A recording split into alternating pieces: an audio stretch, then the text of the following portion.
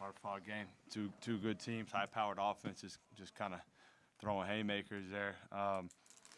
For us, on our end, I thought just our response coming out of halftime was really critical. I thought our guys did a good job of kind of refocusing and bringing the necessary toughness to go out and get that win. So with that, we'll open it up.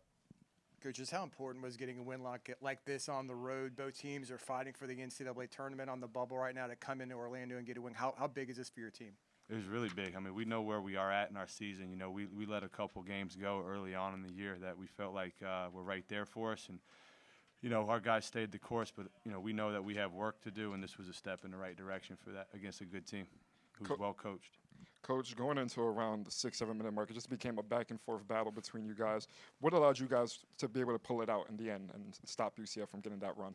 I think just resiliency. You know, we got a tough-minded group led by these two guys right here.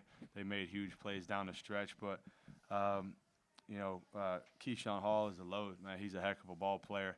You know, we tried to make it hard on him, and he was able to make some big plays, but you know, obviously we made just enough to you know, to get by him.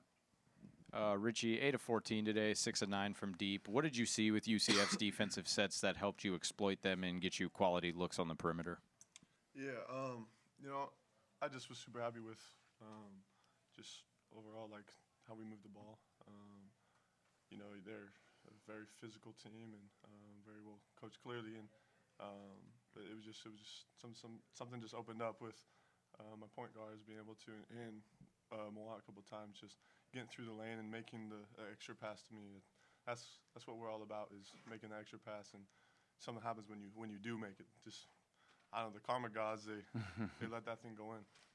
Mawot, season high 19 points for you. You got into rhythm early. What did you kind of notice, and how did you feel confident throughout the course of the game? And what do you feel like you can take away for this for the rest of the season?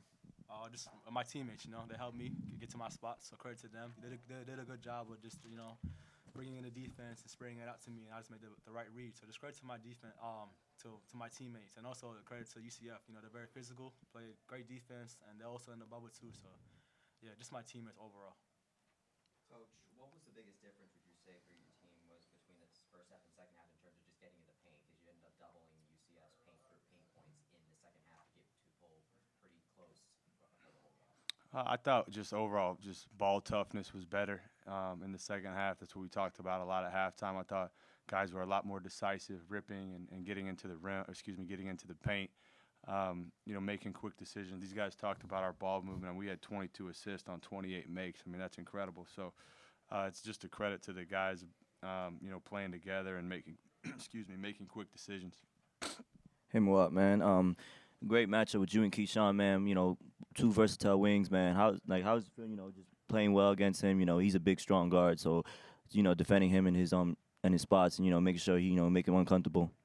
Just credit to him, you know. He's a phenomenal player, very, you know, leading scorer in the Big 12, so credit to him. It was very challenging, but credit to the coaching staff, too. They set out a good defensive plan, and we just had to go out there and execute it, too. And my teammates helped me as well, too. But he's a hell of a player, as you've seen today in the second half. He didn't play in the first half a lot because of foul trouble, but he's a hell of a player, and I'm just glad we got the W and just keep stacking wins, as Coach says.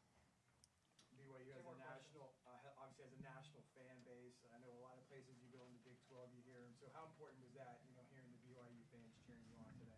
It was great. I mean, on a personal connection, my brother lives up in Atlanta, so he drove down. So for me, that was special. But, you know, BYU is a really unique place. We got a lot of support everywhere we go.